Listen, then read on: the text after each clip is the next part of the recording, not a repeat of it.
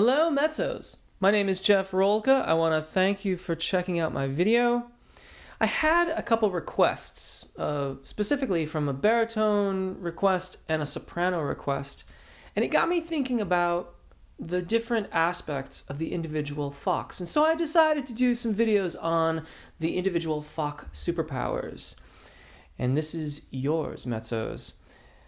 Thank you if you've chosen to subscribe. If you haven't yet, I hope you'll do so now, and do ring the bell.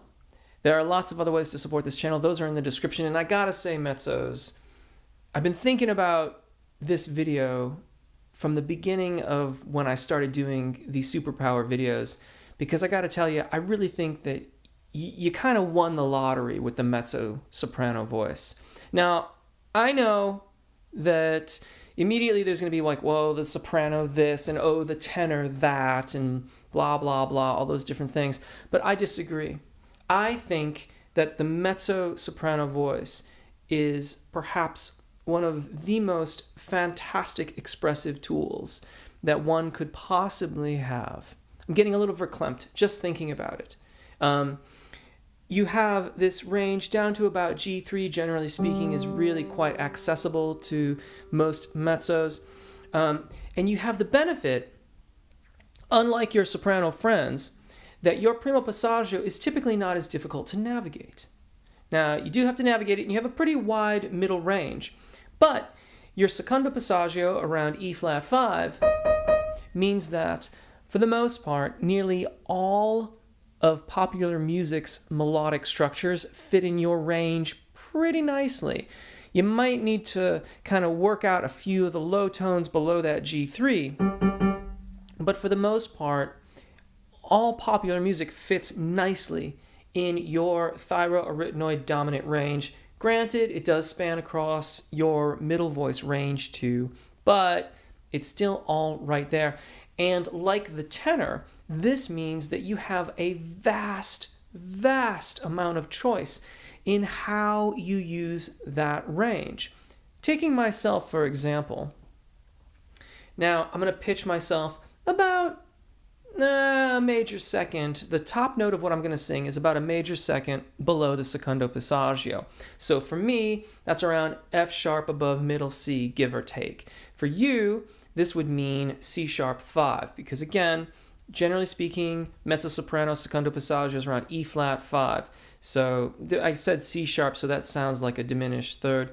But if you think of it as D flat 5, that's a major second below E flat 5. And what that means is that if you've got a song that wants you to be kind of close and delicate, then you could be a little more cricothyroid dominant, despite the fact that you're a little bit below the secondo passaggio.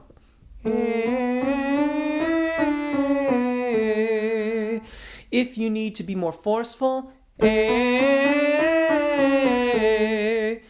if you need to be even less intimate, more intimate, not less intimate, more intimate.